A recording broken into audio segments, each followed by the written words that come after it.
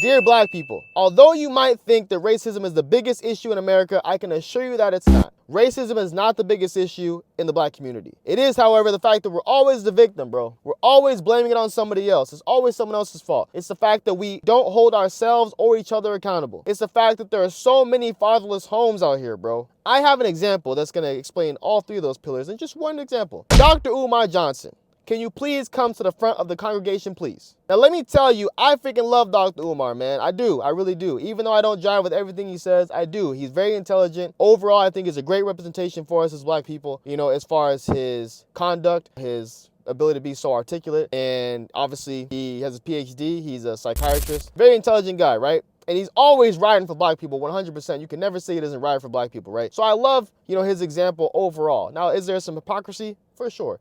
But that's what happens when you're dealing with human beings. We are flawed in nature. No one's perfect. So I'm not pitting him for that, right? But I look at what the good he does, and I think it's a great thing. So anyways, I digress. Dr. Umar Johnson goes on Nick Cannon's show, Counsel Culture, pretty often. And he's basically counseling Nick Cannon on different things, right? He talks to him about, you know, trauma in his past, you know, his past marriage with Mariah Carey, his ex-wife, and, you know, how he has freaking 12 different baby mamas, or how many baby mamas he has now, and how, you know, he's basically not able to be emotionally available in all of his kids' lives because he's not in the house with all of the kids at the same time. And he's always, you know, counseling him in that way, right? But this time was interesting. Nick got to get his get back on Dr. Umar. Nick Cannon got to flip the script and say, okay, Doc, well, I hear all the things you're telling me about, but let me talk to you about your situation, man. You're not married, and you have 2 baby mamas. So doesn't that mean that you're not able to be emotionally available in your kids' lives, and you're not married to a black queen like you said we should be, right? What's going on with that? Gotcha. Gotcha. Dr. Umar basically skated around the question. Well, he didn't skate around the question, but he finessed his way into saying, listen, I could have married either one of my baby mamas, but I didn't like the way that they rushed me into wanting to get married immediately because they felt that marriage was deserved strictly off of getting pregnant. What?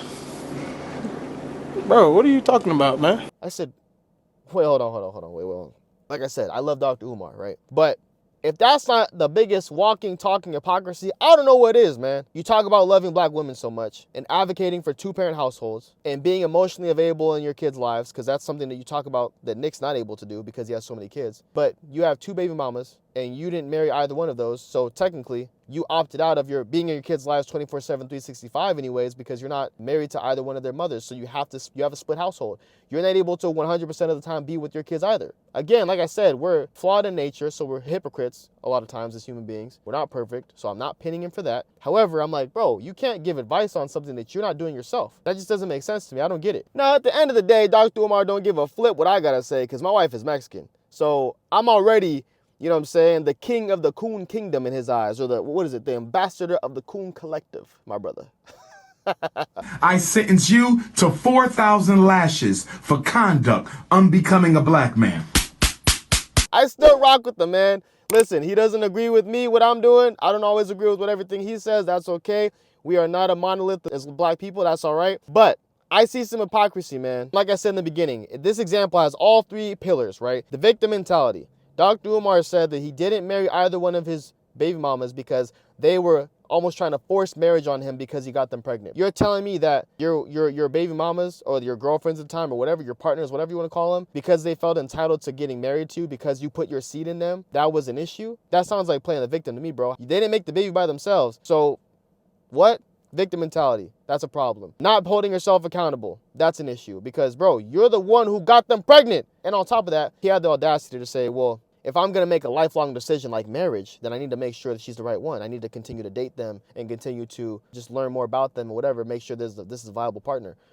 Oh my gosh. Marriage is a lifelong decision, yes. But at the end of the day, nowadays, not really. You can just get a divorce. There's plenty of people that get married, they don't have kids, they just get a divorce, cut clean, whatever. Maybe you part ways with some of your money. You got to pay alimony, whatever the case is, but you can always just get a divorce. A child, that's lifelong. That's a real decision to make. Am I going to have a baby with somebody? Am I going to have sex with them unprotected, potentially getting them pregnant? That is a lifelong decision right there. It's crazy that we don't think that having a child is a lifelong decision, but marriage is. I know so many dudes who are scared of marriage, the commitment of marriage. I don't know, man. I can't do it, man. It's just, I don't know. I could never walk down the aisle, man. I get cold feet. But you have a baby with this person. That's not lifelong? This is crazy, bro. That's insane. Now, I know Dr. Umar is 1,000% intelligent enough to understand the impact of a fatherless home or two-parent household, or lack thereof, rather, especially in the black community. And I know the impact of this firsthand because I didn't grow up with my dad, bro. My dad was incarcerated for 23 and a half years, man. He came home in February of 2020. He was arrested when I was 10 months old. He was gone that entire time. I know the impact directly. I went through everything without my dad. My freaking, skateboarding competitions throughout my teenage years, my high school graduation, my wedding, birth of my first daughter. I can even go backwards and think, first grade, Mr. Rummels class, Father's Day, we had an assignment where we were supposed to go outside and pick whatever the best looking rock was, whatever rock we thought was best looking as a kid, smoothest rock, the coolest shaped rock, whatever. We come back in the classroom, we're gonna paint that rock whatever color we want, and then when that first color dries, we're gonna paint a sentence. We're gonna write a sentence on there for our dads with like a rock pun, right? Like, you rock, dad, or keep rocking it, dad, or you're my rock in my life, whatever it was, right? And I remember all my friends being so excited about when they got home, they're going to be able to give this to their dad for Father's Day. And I remember listening to them talk about how excited they were, and I was one of the kids in the class. I don't know if I was the only one, but at least it felt like it was when I was a kid. I definitely was the only black kid in my class. I remember being the only kid in the class that was going to be having an imaginary Father's Day ceremony with my dad. Like, I was just going to go home and put mine in the shoebox in the closet and pretend I gave it to my dad, right? So I know the impact of this firsthand. These are things that I'll never be able to forget. These are screenshots that are forever locked into my brain, right? Fatherless homes is the biggest issue in America. It is not racism. It's the fact that we don't have enough dads in the house to be fathers to their freaking kids. Now, my mom did an incredible job growing up as a single mother. She made me feel like I didn't miss out on anything. She was incredible. She made great money. It was only me in the house, so I didn't have siblings, so all her love and affection and time went directly to me. I didn't feel like I missed out on anything. However, there are things that a father can do that a mother cannot, and vice versa. So I definitely missed out on some things. Now, growing up, looking back in retrospect, they say hindsight is 20/20, bro. That's all I gotta say, man.